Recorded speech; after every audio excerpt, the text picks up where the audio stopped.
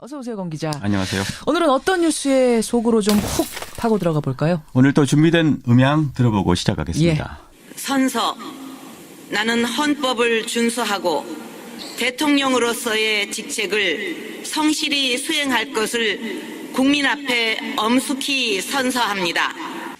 무엇으로도 국민들의 마음을 달래드리기 어렵다는 생각을 하면 내가 이러려고 대통령을 했나 하는 자괴감이 들 정도로 괴롭기만 합니다.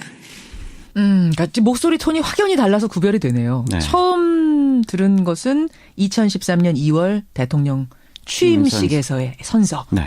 두 번째 들은 것은 이번에 대국민담화 몇 차예요? 네, 두 번째 두 번째 대국민담화 2차 때 대국민담화. 예, 이렇게 바뀌었네요. 그리고는 오늘 결국 탄핵까지 왔죠. 예. 가결이 되면 박근혜 대통령 20년 정치도 이제 막을 내리게 됩니다. 그렇죠. 국가로서 큰 불행이 아닐 수 없죠. 다시는 이런 대통령이 나와서는 안 되겠습니다. 그런 의미에서 오늘 박 대통령이 대통령으로 만들어지고 또 탄핵에 이르기까지의 흥망의 과정을 살펴보려고 합니다. 이런 일의 반복을 막기 위해서입니다. 그러니까 박근혜 대통령의 정치 일생을 한번 복귀해보자 이런 말씀이세요. 네. 자, 그러면 정치 입문 단계부터 좀 살펴볼까요? 네, 박 대통령의 정치 입문은 IMF가 왔던 1997년입니다. 그러니까 그리 길지 않아요. 사실 네. 따지고 보면 97년부터 시작이에요. 딱 20년 전이죠. 예. 당시 기록을 보면요. 입당 동기가 이렇게 됐습니다. 난국에 처한 나라를 보면 아버지 생각이 난다. 이렇게요. 이듬해 대구에서 보궐선거에 처음으로 출마하는데 그때도 역시 아버지를 전면에 내세웠습니다. 아버지를. 네, 직접 들어보시죠. 우리 국민과 또 돌아가신 아버지가 힘을 합해서 일으켜 세운 나라인데 어떻게 하다가 이런 지경까지 왔는가 참 생각하면 안타까운 마음 이루 금할 수가 없습니다. 뭔가 저라도 조그만 도움이라도 이 나라에 될 수 있다면은 그 책임을 다 해야 되는 것이 저의 도리라 생각하고 오늘 또 이 자리에 이렇게 오게 된 것입니다. 그러니까 이게 1998년에 한 말이에요. 네. 사실 그동안 박근혜 대통령이 권력을 잡은 게 아버지 후광 덕이 크지 않느냐 이런 얘기가 있었는데 정말 정치 입문 당시에는 그냥 대놓고 온전히 녹아있네요. 그렇습니다. 아주 중요한 지적인데요. 지금의 박 대통령을 만든 건 다름 아닌 아버지였다는데 아마 이견이 없을 겁니다. 그런데 이번에 최순실 게이트 터지면서 박 대통령이 대통령 권좌에 오르게 된 또 다른 동력, 바로 최순실 일가였다는 사실도 밝혀졌죠. 그게 어떤 내용이죠? 최순실의 아버지 최태민 시절부터 박근혜 대통령 만들기 프로젝트 이런 게 있었다고 합니다. 박근혜 대통령 만들기 프로젝트. 네, 최태민이 70년대부터요. 여자가 대통령이 되면 세상이 부드러워진다. 나라를 정화하기 위해서 박근혜를 대통령으로 만들어보겠다. 이런 이야기를요. 가족들에게 거절했다는 겁니다. 그리고 그게 최순실, 딸 최순실에게 대를 이어서 전수가 됐다 이런 거예요? 그렇습니다. 실제로요. 최순실이 그 박 대통령이 국회의원에 처음 출마한 98년 수억 원의 선거 자금을 지원했다는 최순실의 전직 운전기사의 폭로가 실제로 있었습니다. 그게 예. 보도가 됐었죠. 그런데 국회 입성이 바로 대통령으로 갈 수 있는 티켓은 아니잖아요. 물론이죠. 박 대통령 자신도 초선 때는 뭐 그냥 여러 국회의원 중에 한 명에 불과했습니다. 예. 뭐 당내나 원내에 직책도 없었고요. 그렇죠. 또 국정감사 때도 존재감이 별로 없었고 따라서 언론의 주목도 별다르게 끌지 못했습니다. 예. 다만 당선 이듬해 베스트 드레서로 뽑힌 게 그나마 주목거리였습니다. 아, 당선되고 나서 이듬해에 네. 코리아 베스트 드레서로? 예, 옷 잘 입는 정치인이다는 거였죠. 그러면 언제부터 이렇게 주목을 받기 시작했습니까? 그 후에는? 정치 입문 한 7년 뒤, 그러니까 2004년입니다. 그해 3월에요. 노무현 대통령 탄핵안 가결이 있었고요. 예. 그에 따라서 한나라당이 공멸 위기에 처했는데 그 무렵에 당시 그 전당대회가 열렸습니다. 그렇죠. 한나라당에. 예. 여기서 재선 의원 신분으로 깜짝 당대표에 선출이 됩니다. 바로 천막 당사로 당사를 옮긴 그때 말씀하시는 거예요? 그렇습니다. 지금 생각해보면 당대표 출마라든가 이 천막 당사 설치 이런 굵직한 결정을 과연 박 대통령 혼자 했는지 고개가 갸웃거려지는데요. 그렇죠. 좌우간 당대표에 오른 지 3주 뒤에 17대 총선을 맞습니다. 그게 바로 탄핵 역풍이 불던 그때였죠. 노무현 대통령 탄핵의 역풍. 예, 그래서 박 대통령이 눈물로 대국민 호소를 하기도 했는데요. 당시에 방송 유세의 한 장면 들어보죠. 예. 존경하는 국민 여러분, 저는 국민 여러분께 큰 빚이 있습니다. 그 빚은 부모님이 돌아가시고 오늘의 제가 있기까지 국민 여러분께서 부모님과 형제 자매가 되어주셨기 때문에 고난을 딛고 일어설 수 있었다는 것입니다. 이제 제가 바른 정치를 해서 여러분께 그 빚을 갚고 싶습니다. 예. 이게 2004년도 4월 총선 유세 연설이에요. 그렇습니다. 총선 결과가 어떻게 됐죠? 그때 한나라당이 예상을 깨고요. 무려 121석이나 건집니다. 예. 그러니까 그 당시 탄핵 이후에 한나라당 지지율이 7%까지 떨어졌거든요. 그렇죠. 그거를 감안하면 일대 사건이 일어난 겁니다. 당으로서는 기적이다 이랬어요. 그렇습니다. 바로 그 기적의 원동력이 그 유명한 박풍이라는 거고요. 박근혜 바람, 선거의 여왕. 네. 한나라당 후보가 열세인 지역이 박근혜 당시 대표가 지원 유세하면 거짓말처럼 지지율이 반등하는 일이 벌어졌었죠. 예. 박 대표가 가는 곳이면 사람들이 갑자기 이 구름처럼 모여든다고 해서 박풍이라는 말이 붙었습니다. 예. 그 박풍은 그 이후 국내 모든 선거 때면 지역을 막론하고 공통적으로 재현되는 정치 현상이었습니다. 그러니까 박풍이란 게 탄핵을 앞둔 지금 시점에서 돌이켜보면 참 엄청난 허상이었구나 이런 네. 생각이 드는데 박풍의 원인은 있었을 거 아닙니까? 우선은요. 박 대통령에 대한 이미지였습니다. 이미지요? 예, 부모를 닮았을 거다. 닮았을 거다. 오랫동안 퍼스트 레이디에서 준비가 됐을 거다. 아하. 거짓말을 안 할 거다. 이런 막연한 이미지 말이죠. 예. 엊그제 제가 서울시장 통해서 만난 시민들 지금 같은 상황에서도 이런 이미지에 그대로 젖어 있었습니다. 한번 들어보시죠. 아버지의 영향으로 그 당시에 이경수 여사가 소천하시고 그 포스트 레디로서의 아버지 옆에서 지켜봤을 거, 정치라는 걸 지켜봤을 거 아니에요. 그래서 저는 그때 공부 좀 했는 줄 알았어요. 정직하고 허튼 말 안 하고 자기 사리 사욕 안 하고 오직 나라 사람들이 모르는 사람이다. 사실은 지금 허상이 깨질 대로 깨졌는데도 아직도 이미지를 기억하는 이런 시민들이 많지는 않지만 있다는 얘기예요. 예, 이런 이미지 말고도요. 예. 박 대통령에 대한 국민들의 공통적으로 가지고 있는 감정이 있습니다. 바로 동정심입니다. 불쌍하다. 부모를 너무 일찍 다 여의지 않았느냐 이런 연민 같은 거요. 그렇죠. 따라서 뭔가 도와주고 싶고 아하. 또 위로해주고 싶어. 그렇죠. 이런 감정이 이제 생겼다는 거죠. 예. 다른 시민들 목소리 한번 들어보시죠. 예. 아버지도 잊어버리고 또 박지만이도 또 그 마약 먹고 이래가지고 안 됐다 해서 이제 불쌍하다고 이제 우리가 찍자 그랬잖아 논리들이.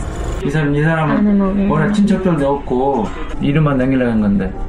박풍 얘기하다 우리 이렇게 됐는데 박풍 하면 연상되는 게 또 그 유명한 손에 붕대 감고 악수하던 장면 아닙니까? 그렇죠. 그런데 또 그런 모습은요. 또 사람들에게 더욱더 깊은 동정심을 유발해내는 또 다른 자극제가 됐습니다. 그렇죠. 그걸 보고 잘 먹고 몸조심하라 이렇게 울먹이는 국민들도 당시에 있었으니까요. 예. 대통령의 그런 이미지에 이끌려서 지난 10년간 유권자들이 맹목적으로 지지를 되풀이 왔던 겁니다. 그 결과 선거의 여왕이라는 타이틀을 오랫동안 유지해 왔던 거고요. 네. 지금의 여당도 그 박 대통령의 그런 이미지, 그런 어떤 감정을 적극적으로 정치에 활용해 왔던 거고요. 맞습니다. 특히 여성 정치인이라는 점을 선거에 최대한 활용했죠. 그렇죠. 외모라든가 패션 이런 걸 선거 마케팅에 적극 활용했는데요. 박 대통령과 결별했지만 한때 박 대통령의 최측근이었던 사람이 있습니다. 바로 전효옥 전 의원이죠. 예. 이분이 폭풍전야라는 2006년에 쓴 책이 있는데요. 이걸 제가 훑어봤더니 이런 대목이 나옵니다. 나는 줄기차게 한나라당 최고 상품인 박 대표를 가능한 한 많이 언론에 노출시키려고 노력했다. 전효옥 전 의원의 얘기. 그렇습니다. 최고 상품이다. 네. 그러니까 적극적으로 상품화했다는 거네요. 마케팅. 네, 그렇습니다. 대통령 스스로도 거기에 익숙해져 있기 때문이기도 할 겁니다. 60, 70년대에 18년간이나 청와대 생활을 했죠. 또 5년간 퍼스트 레이디 역할을 해왔죠. 네. 그래서 이 스포트라이트를 받는 거를 당연시 했습니다. 어떻게 보면 연예인 같은 심리 상태를 유지해왔던 거죠. 황상민 전 연세대 교수라고 그분이 박 대통령에 대한 대중의 이미지를 수년간 심층 연구한 분이죠. 예. 그분의 진단 한번 들어보시죠. 예. 청소년 심리 상태에서 지금까지 거의 변하지 않았다라는 거거든요. 청소년 심리는 뭘 의미하냐면 무대 위에 선 배우와 같은 심리를 이야기를 해요. 항상 자기가 스포트라이트를 받고 있고 또 거기에 맞춰서 멋있게 손을 흔들어주면 그게 너무나 당연하다고 생각하는 거. 엄마 아버지를 여의더라도 자기는 여전히 공주로 머물러 있을 수 있었으니까 그 심리 상태에서 더 이상 발달을 할 필요가 없었기 때문에. 무대 위에선 배우 같은 심리, 항상 스포트라이트 받고 또 공주 같은 심리. 네. 마법에 걸린 건 일반 국민들뿐만 아니라 정치권도 마찬가지였을 거예요. 그렇습니다. 예. 정치권에서도 같은 현상이 있었습니다. 심지어 지금의 야당에서도요. 박 대통령에 대한 과도한 찬사가 많았습니다. 야당에서도요? 그렇습니다. 적지가 않았는데요. 어허. 그 가운데 한 분의 음성 들어보시죠. 들어보죠. 동료 국회의원으로서는 더할 나위 없이 아주 흠잡을 데 없는 좋은 자질을 갖고 있는 맞아요. 분입니다. 네. 그렇게 표현하셨어요. 지성적이기도 하고 근접하기 어려운, 범접하기 어려운 또 예쁘시고 가슴이 설렐 정도입니다. 아, 그래요?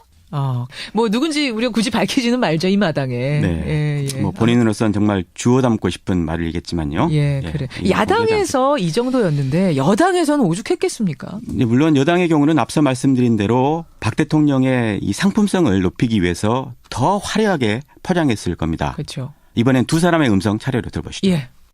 유망한 정치인이다. 뭐 그만한 정치인 한국에 몇 사람이 없다. 나 이렇게 생각합니다. 예. 박근혜 대통령 차례.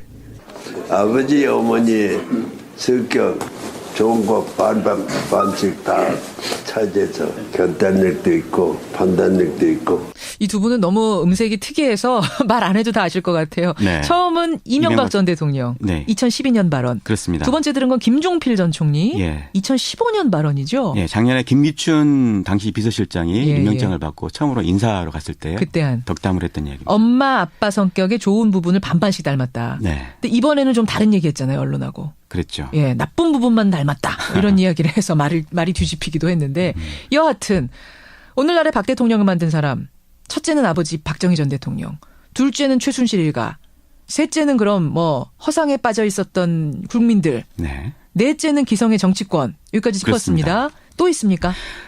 네, 아마 대통령에 대한 왜곡된 인식이 강화된 또 다른 이유, 바로 언론의 책임도 클 겁니다. 마지막은 언론이군요. 그렇습니다. 박 대통령에 대한 거품, 박 대통령의 실패, 그 한 축이 언론이라는 비판이 나올 때요. 가장 흔히 이야기하는 게 바로 이 장면이 아닐까 싶은데요. 한번 들어보시죠. 예. 자, 박 전 대표를 보면 빛이 난다 이런 말 제가 굉장히 많이 들었거든요. 형광등 100개쯤 지금 켜신 것 같습니다.